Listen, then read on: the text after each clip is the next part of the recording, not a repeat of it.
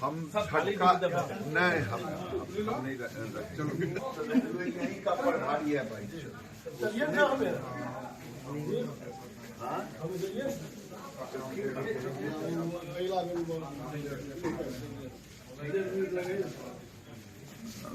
हम इस पर लगते हैं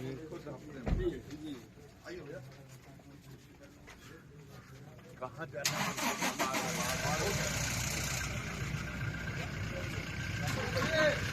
है। देखिए, मेरा मानना है इंडी घमंडिया गठबंधन है। कोई खड़गे साहब का नाम संयोजक के लिए करता है तो दूसरा मुंह फुला करके घर बैठ जाते हैं नीतीश बाबू। फिर नीतीश बाबू के आगे घुटना टेक देती है कांग्रेस पार्टी। जैसा कि अखबार में दिए कि राहुल गांधी ने बात किया, तो ये आपस में मोल जोल का हो रहा है। ये गठबंधन नहीं है बल्कि स्वार्थों का एक जमाकड़ा है।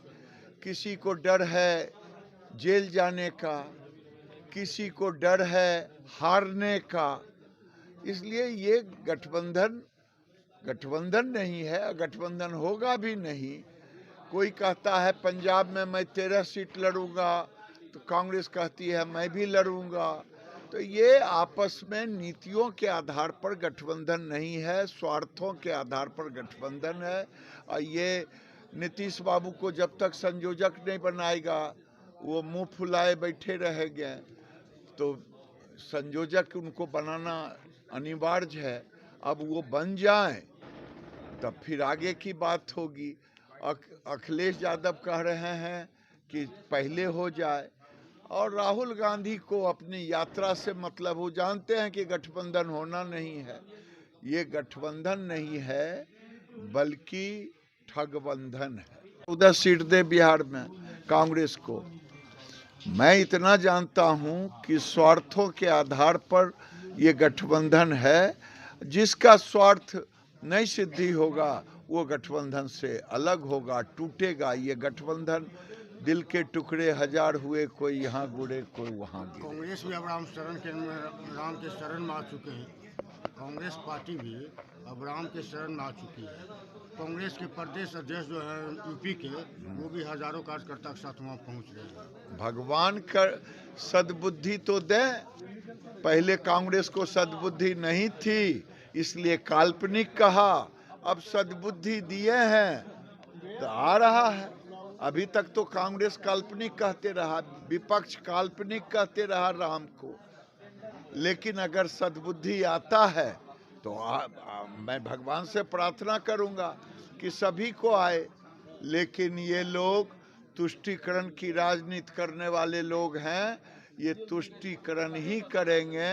अगर हिम्मत है राम के शरण में भी आए और कृष्ण को भी शरण में जाने का हिम्मत दिखाएं। देखिए, पश्चिम बंगाल में मैं कल भी कहा, आज भी कह रहा हूं कि बंगाल में लोकतंत्र समाप्त हो गया है। बंगाल में संघीय ढांचा समाप्त हो गया है। बंगाल की मुख्यमंत्री लोकतांत्रिक नहीं होकर के वो डिक्टेटर की भूमिका में है और अपने को समझती है कि ये भारत से कटा हुआ है। ये किम जोंग की तरह ट्रीट करती है, कोरिया के प्रेसिडेंट की तरह। किस तरह से टीएमसी नेता वहाँ पे किया, क्या यहाँ भी लगता है बिहार में आरजेडी कर सकती है ईडी? अगर देश में लोकतंत्र को बचाना है तो ममता बनर्जी की सरकार को खत्म करना पड़ेगा, जनता को। नहीं तो वहाँ एक तो इस्लामिक स्टेट बनाने पर लगी हुई है ममता, और दूसरा वहाँ लोकतंत्र समाप्त।